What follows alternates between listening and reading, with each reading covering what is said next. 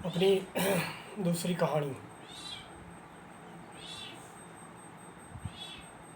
कोसी का घटवार।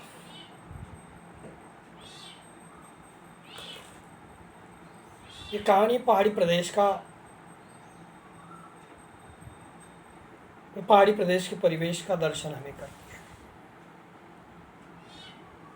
क्यों? तो इस कहानी के जो लेखक है शेखर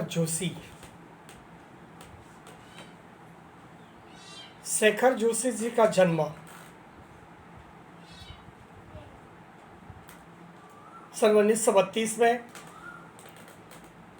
अल्मोड़ा जनपद के ओलिया गांव के पास पहाड़ी किसान परिवार में हुआ था। पिताजी का नाम दामोदर जोशी और माताजी हरिप्रिया।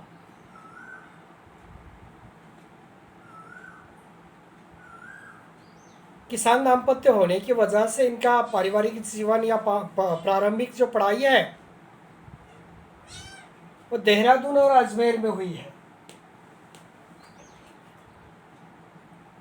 वह देहरादून और अजमेर में हुई है।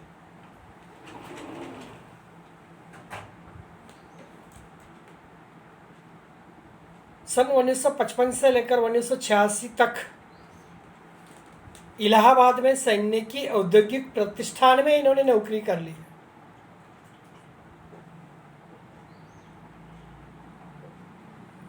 इनकी कहानियों को पढ़कर लगता है कि इनके ऊपर अपने बुजुर्गों का प्रभाव रहा है।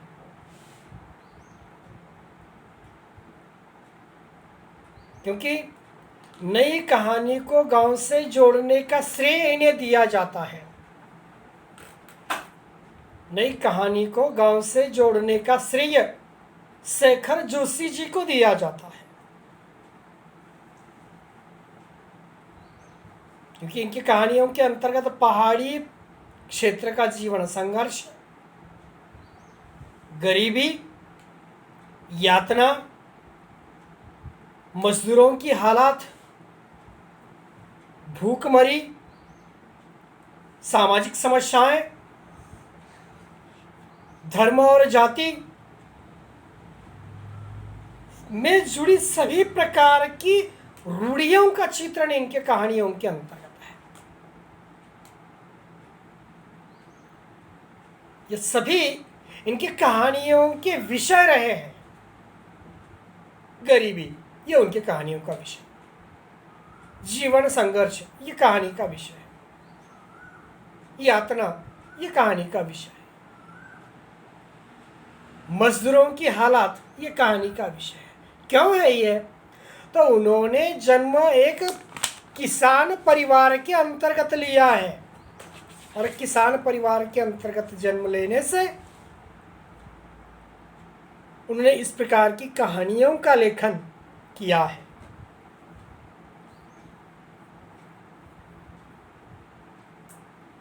कोसी का घटवार, बदबू, मेंटल, दाजू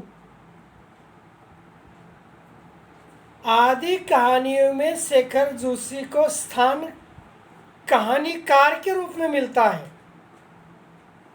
उन्हें हम कहानीकार क्यों कहते हैं? तो उनकी इन चार कहानियों को पढ़कर कोसी का घटवार, बदबू, मेंटल, दाजू जैसी अनेकों कहानियां पढ़कर लगता है कि एक सर्वश्रेष्ठ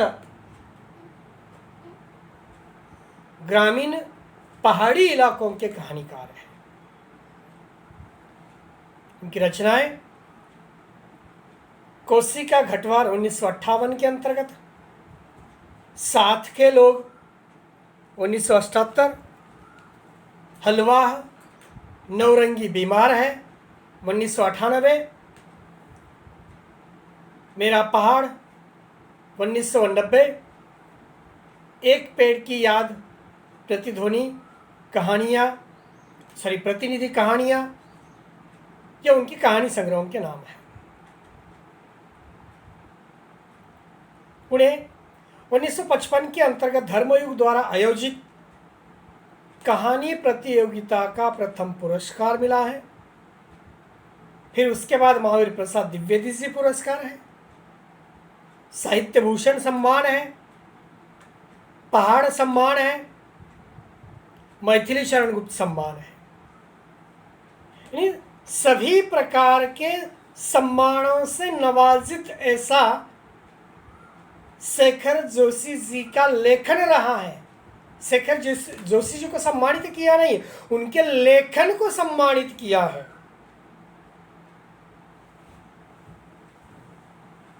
और इसलिए मैंने आपको पहले ही कहा कि शेखर जोशी जी की कोशिका घटवार ये प्रसिद्ध कहानी है।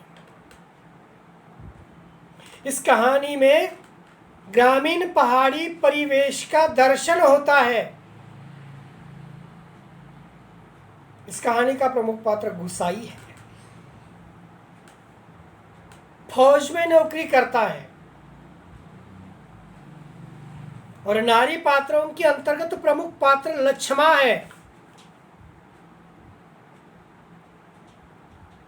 लक्ष्मा गुसाई से प्रेम करती है और गुसाई लक्ष्मा से प्रेम करती है। गुसाई अनाथ है, गुसाई अनाथ है और फौज में जाना जान का भरोसा तक नहीं है। गुसाई लक्ष्मा से प्रेम करता है, गुसाई अनाथ है और फिर फौज में जान का भरोसा नहीं है, इसीलिए लक्ष्मा के पिता अपनी बेटी का ब्याह गुसाई से नहीं करना चाहते और लक्ष्मा का ब्याह अन्य किसी जगह पर हो जाता है। एक बेटा हो जाने के बाद लक्ष्मा विधवा होती है और फिर उसके बाद वो अपने मायके ससुराल से वापस आकर रहने लगती है। कई दिन बीतते हैं। 15 साल बाद फौज में नौकरी किया हुआ गुसाई गांव में वापस आता और गांव में आकर गेहूं पीसने का घट यानी पनचक्की, आटा पीसने की चक्की लगाता है। एक दिन लक्ष्मा चक्की पर गेहूं पीसने आती है, तब दोनों की वहीं पे भेंट होती है। दोनों उदास हैं। कहानी यहीं पे पूर्वदीप्त शैली में, फ्लैशबैक शैली में जाती है, यानी पुरानी यादों का वर्णन वहीं पे होता है। दोनों को भी वहीं पे पुरानी यादें आने लगती हैं।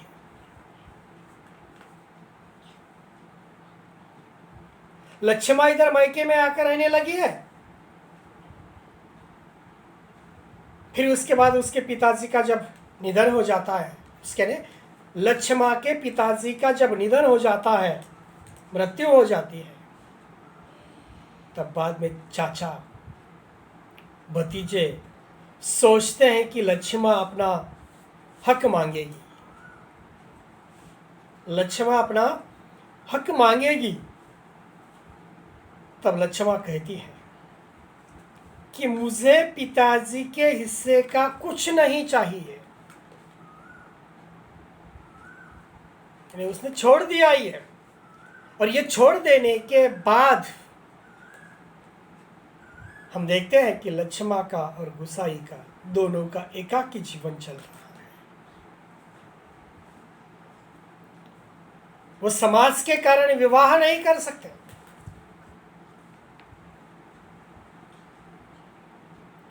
और एक भी नहीं हो सकते। इन दोनों का मानसिक अंतर्द्वंद्व इस कहानी में प्रस्तुत हुआ है, क्योंकि लक्ष्मा ने गगननाथ जू की कसम खाई थी। गुसाई जैसा कहेगा वैसा करेगी। पिता के कारण वो कसम निभा न पाई। गुसाई बच्चे को देखकर सोचता है मैं तो अकेला हूं, पर लक्ष्मण बच्चे वाली है, कसम झूठी पड़ गई। कसम झूठी पड़ गई तो कोप बच्चे पर न पड़े। इससे गुसाई का लक्ष्मण के प्रति अद्वितीय प्रेम प्रकट होता है। ये पूरी तरह से यह कहानी जो है, ये कहानी पूर्वदीप्ति शैली के अंतर्गत से चलकर वास्तविक शैली में आकर पिता के निधन होने के बाद जो यू टर्न लेने वाली चाचा भतीजी की सोच को लेकर चलती है, तब उन दोनों के सामने सभी प्रकार के प्रश्न उपस्थित होते हैं। गुसाई और लक्ष्मण दोनों का एकाकी जीवन चल रहा है, किंतु समाज की तरफ वजह से वे शादी नहीं कर सकते थे। किंतु उन दोनों का जो मानसिक अंतर्द्वंद्व है, वो मानसिक अंतर्द्वंद्व निश्चल रूप से इस कहानी के अंतर्गत अंतिम समय तक चलता है।